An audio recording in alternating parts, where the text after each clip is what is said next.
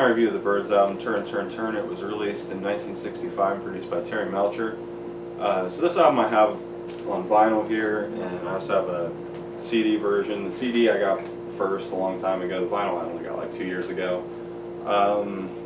This would have been the last of the original Byrds lineup albums I got, other than the reunion album. There's not really any specific reason. It was the last one I got. It just kind of like worked out that way.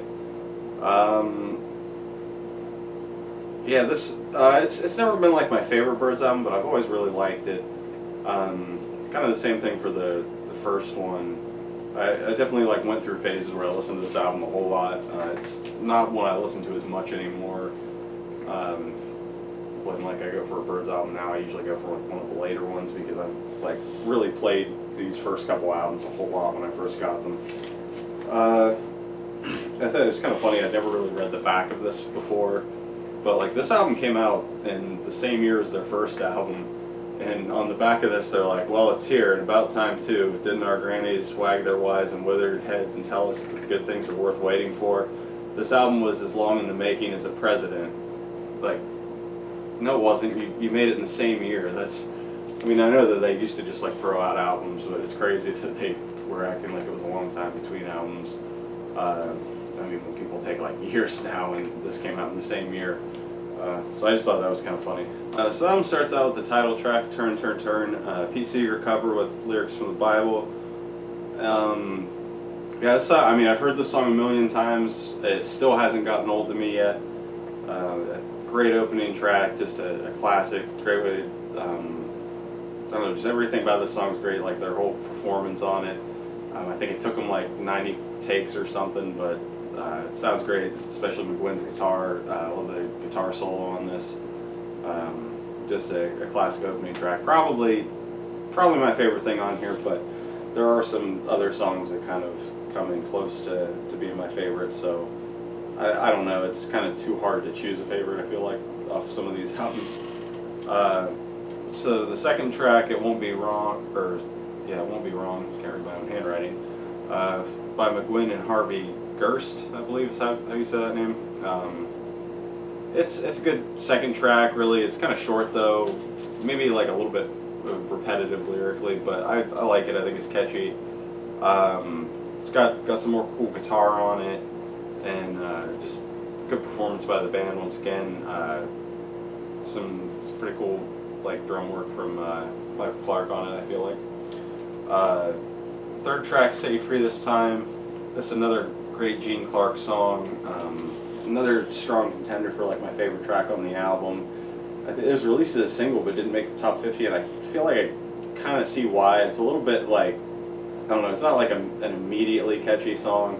It's kind of a little bit like wordy, but it's just really great like once you get into it. Gene's vocal on it's really good. I think he sounds a little more like Gene here than he did on the first album, because I don't know, something about the Gene lead vocals on Tambourine Man, like he doesn't sound like he does on stuff later on. Like his voice kind of loses some of its character, I feel like, in the production on that album, but I feel like it's back here. Like he just sounds better on this album, I think, than he did on the first one. Which is a shame because it's his last album with them until the reunion. But yeah, just another great track. Fourth track, Lay Down Your Weary Tune, Bob Dylan cover, and I've always really liked this one. I just think that they do a really good job with it.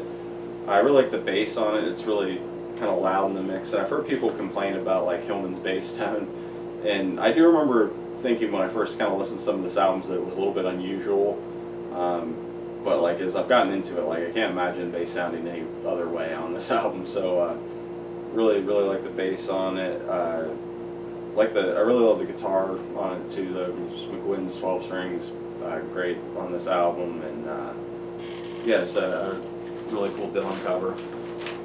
And that one I'm actually not that familiar with the original by Dylan, so I need to check that out. Fifth track, He Was a Friend of Mine, traditional song arranged by McGuinn for JFK, and it's another one where I like Hillman's bass on it. Not like a really like instantly catchy song, I don't think, but it's nice, kind of like moving tribute to JFK. It's got really great vocals from them, especially Crosby. He just kind of like floats over the other guys on a lot of the parts of it in just a really cool way. So yeah, just another cool track. Sixth track, The World Turns All Around Her, by Gene Clark. This one's kind of one of their more rocky ones. McGuinn's just got this really cool guitar part throughout the whole song that really sticks out. 7-track, Satisfied Mind is my least favorite on the album by far. It's a cover song. I've heard a lot of versions of this by a lot of different people. There's Graham Parsons did one in his International Submarine Band. I think the version of it I liked the best was on Sketches of My Sweetheart the Drunk from Jeff Buckley. But yeah, this one, I mean, it's just the song that I don't really like. Their performance of it's fine. I think there's some really good vocals on it. I think Gene Clark sounds really good on it. But yeah, it's not my favorite song. I kind of wish they would have like left it off the album and put one of the bonus tracks that I'll mention later on here instead. The 8th track, If You're Gone, another Gene song. This one's kind of a slower type of song, but I like it a lot. It's got some cool, just jangly 12-string guitar in it, and it's got this weird droning sound, especially towards the end, that I'm not really sure what it was, but it sounds really cool. 9th track, The Times They Are Changing, another Dylan cover. And this one I used to not like. I'm familiar with the Dylan version of this song, and I've always really liked it. And like their version just didn't really work for me for a long time, but my opinion on that's changed a lot, and I really enjoy it now. I think that I don't know, it really just kind of, they kind of like just, I don't know, it rocks a little bit with these guys doing it, which like the Byrds aren't the hardest like rocking band, but just it kind of, you know, it moves with the drum part that they got going with Clark, and just a pretty cool cover. Still not my favorite Dylan cover by these guys, but it's definitely grown on me. 10th track, Wait and See, is by McGuinn and Crosby, and I like it fine. I like the guitar solo. I don't think it's quite as good as some of the other original tracks on here. It seems to me like they're trying to like copy Gene Clark's style a little bit, which I've always heard a lot of people talk about how like Gene copying the Beatles, and yeah, I can definitely see that, and this whole band had a lot of Beatles influence, obviously, as pretty much everybody at the time did, I think, almost. But I do feel like Gene does have his own unique style that even when he's writing, and it's kind of like Beatles-ish type stuff, he does stuff that makes it kind of uniquely Gene. And this song to me just sounds like McGuinn and Crosby like kind of trying to write like he does, but just not quite being there yet. But it's not bad. And then the 11th final track, Oh Susanna, kind of a goofy like cover to end the album on, and I know a lot of people don't like it, but I've always really liked it. I just think it's fun. I like the, you know, just kind of the loose, sloppy performance of it. I like the way the 12-string like plays that the main like riff. I like Michael Clark's kind of sloppy drums on it. Just kind of a fun track. And then so my CD version has a lot of bonus tracks on it. There's like 18 tracks on the whole album with the bonuses. And it's got like some pretty significant ones, so I'll kind of mention a little bit. So The Day Walk is the first one on it. Gene Clark song that I feel is a little bit like Set You Free this time, as in it's kind of like his like wordy style of songwriting that he was doing there. And it's good. 13th one, She Don't Care About Time, single version. This one, like, I wish She Don't Care About Time had been on the album in place of Satisfied Mind, because I think it's a great track. I love the guitar on it. McGuinn's like guitar intro and stuff. And when I saw him live, he played this as part of his encore, and I was so glad he did. So Roger, if you see this, which I'm sure you won't, but thanks for playing that, because it was just great.